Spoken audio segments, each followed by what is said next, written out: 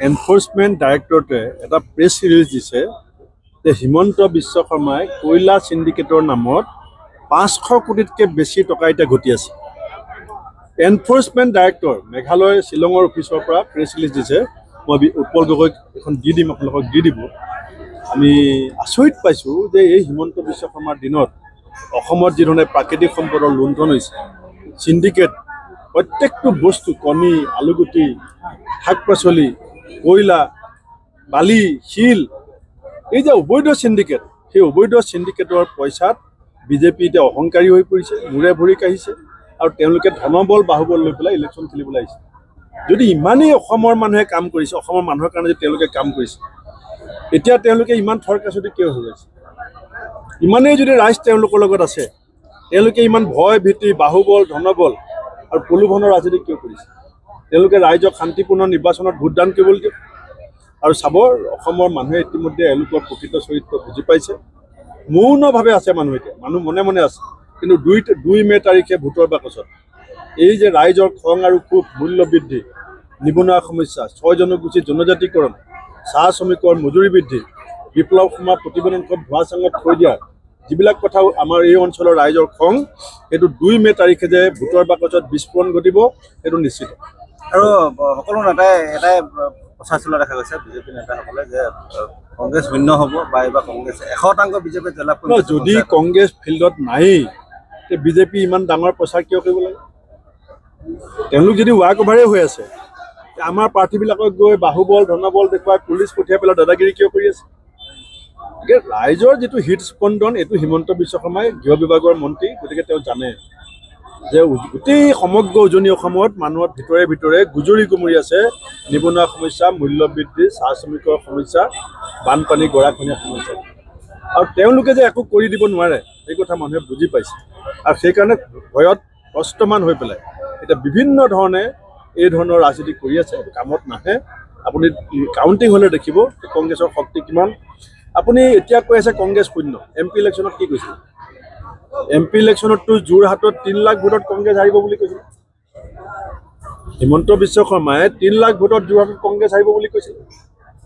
BJP ইছবাৰ 400 পাৰ, কি হ'ল? তেওঁলোকৰ দম্ভ অহংকাৰ সেইটোৱে। এলগামৰ ঘটনাৰ ওপৰত কি ক'ব? কৈ আছো নহয়, ক'লো নহয়, কালিও কৈছো। আজি এখনৰ পাছত এখন চাহ বাগান বন্ধ হোৱা আৰম্ভ হৈছে।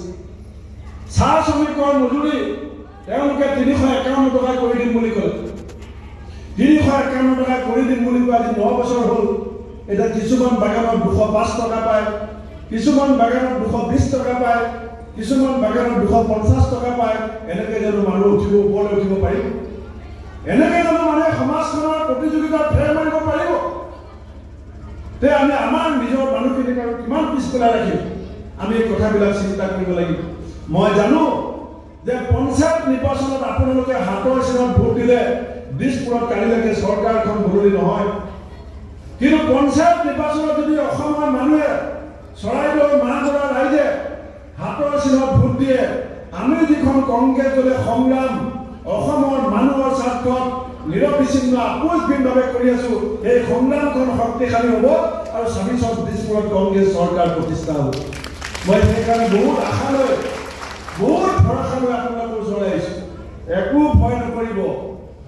হিমন্ত বিশ্ব শৰ্মাতকে সাদ্দাম হুছেইন বহুত শক্তিশালী আছিল। হিমন্ত বিশ্ব শৰ্মাতকে গাদ্দাফি বহুত শক্তিশালী আছিলে। হিমন্ত বিশ্ব শৰ্মাকে বাংলাদেশৰ প্ৰধানমন্ত্ৰী বহুত শক্তিশালী আছিলে। যেতিয়া ৰাইজে ৰুদ্ৰ মূৰ্তি ধৰিলে, সেই বাংলাদেশৰ প্ৰধানমন্ত্ৰী হেলিকপ্টাৰ লৈ দেশ এৰি পেলাই পলাই যাবলগীয়া হ'ল। আজি আপোনালোকে জানে যে এটা পৰিয়ালে কিমান সম্পদ লুণ্ঠন কৰিছে। এতিয়া যদি ক'ৰবাত বাগান বিক্ৰী হয় বুলি ওলায়, এতিয়া এটা পৰিয়াল আছে কিনি ল'ব। ক'ৰবাত যদি ওলায় স্কুল বিক্ৰী হ'ব, টিভি বিক্ৰী হ'ব, পেপাৰ বিক্ৰী হ'ব, এটা পৰিয়াল গুৱাহাটীত দুটাকৰ দি বহি আছে, চব কিনি ল'ব। ইমান পইচা ক'ত পাইছে? মই এদিন হিমন্ত বিশ্বক টিভিত সুধিছিলোঁ, ইমান সম্পত্তি গোটাইছে, পইচা ক'ত পাইছে? ক'লে এইবিলাক আমাৰ বগা ধন, হোৱাইট মানি। তেতিয়া মই তেওঁক কৈছিলোঁ যে কেনেকৈ ইমান পইচা আপোনাৰ ঘৰৰ মানুহলৈকে ঘটিব জানে? আমাৰ গাঁৱৰ নব বাইদেউক শিকাই দিয়ক টেকনিকটো। চবেই অলপ অলপ ঘটক, চবেই এখন এখন বাগান কিনক, চবেই স্কুল কিনক, চবেই অলপ টিভি খোলক, চবেই এখন পেপাৰ কিনক। কেৱল এটা পৰিয়ালে জানে পইচা কেনেকৈ ঘটে, বাকী আমি কোনেও নাজানো। আমাৰ যেতিয়া সমস্যাবিলাক আহে, এতিয়া আমি মাটি বন্ধক নিদিলে উপায় নাই। আমি কাবুলীৰ পৰা সুদ লৈ ঘৰ চলাব লাগে, বিয়া পাতিব লাগে।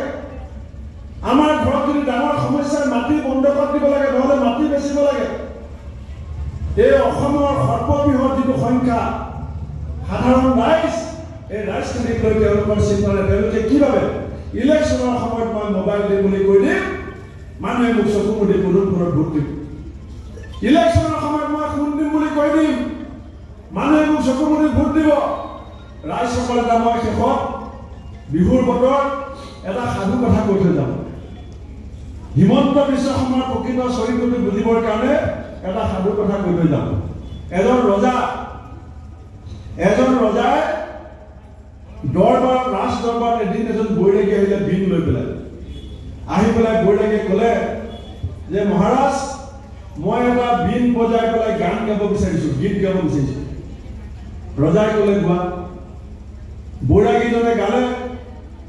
গোৱাৰ পিছত ৰজা থিয় হৈ পেলাই হাত তালি দিলে।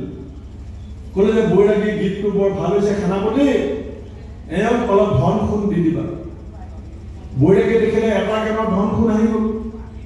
ক'লে মহাৰাজ, মই আৰু এটা গান গাওঁ। বৈৰাগীয়ে ভাবিলে আৰু কিবা পাম, আৰু এটা গান গালে। ৰজা থিয় হৈ পেলাই ক'লে সেনাপতি এওঁক অলপ মণি মুকুতাও দি দিবা। বৈৰাগীয়ে ভাবিলে এক বস্তা সোণো আহিলে। 2 নম্বৰ গানটোত মণি মুকুতা আহিলে। ক'লে মহাৰাজ, মই আৰু এটা গান গাওঁ। তেতিয়া ক'লে গোৱা। আৰু এটা গালে। তেতিয়া ক'লে এওঁক অলপ মাটি বাৰীও দি দিবা। এই যে বিজেপিয়ে কয় জাতি মাটি ভেটি, তেনেকৈ ৰজাই কৈ গ'ল। বৈৰাগী ঘৰলৈ গ'ল। ঘৰত গৈ ক'লে আজি ৰজাৰ ৰাজদৰবাৰত গান গালো। ৰজাই মোক সোণ দিম বুলি কৈছে, ৰূপ দিম বুলি কৈছে, ধন দিম বুলি কৈছে, মাটি দিম বুলি কৈছে। ঘৰত বিৰাট ফূৰ্তি। ঘৰখনৰ অৱস্থা চাৰিওফালৰ পৰা ভাল হৈ যাব, ঘৰখনৰ ফূৰ্তি। এই বিজেপি চৰকাৰ এতিয়া 10 বছৰ গ'ল। বৈৰাগী ঘৰত মাহৰ পাছত মাহ, বছৰৰ পাছত বছৰ গ'ল। মাটিও নাই, সোণো নাই, টকা পইচাও নাই। তেতিয়া ঘড়ী দেখে বৈৰাগীক ক'লে যে বৈৰাগী, এবাৰ মহাৰাজে কিজানি পাহৰিলে, গৈ পেলাই মনত পেলাই দিয়ক যে আপুনি যে প্ৰতিশ্ৰুতি দিছিলে, এই প্ৰতিশ্ৰুতি কি হ'ল। তেতিয়া বৈৰাগী আকৌ ৰাজসভালৈ গ'ল। ক'লে মহাৰাজ, মোক চিনি পাইছেনে? ক'লে মই চিনি পাইছোঁ, আপুনি বৰ ধুনীয়া গান গায়। ক'লে আপুনিতো মোক সেনাপতিক কৈ দিছিলে, সেনাপতিক আপুনি কৈ দিছিলে যে এওঁক সোণ দিবা, মাটি দিবা, পইচা দিবা। আজিলৈকে মই একো পোৱা নাই। এতিয়া মহাৰাজ আচৰিত হ'ল। ক'লে কেতিয়া কৈছিলোঁ মই? কৈছে আপুনি মোক গান শুনি পেলাই কৈছিল।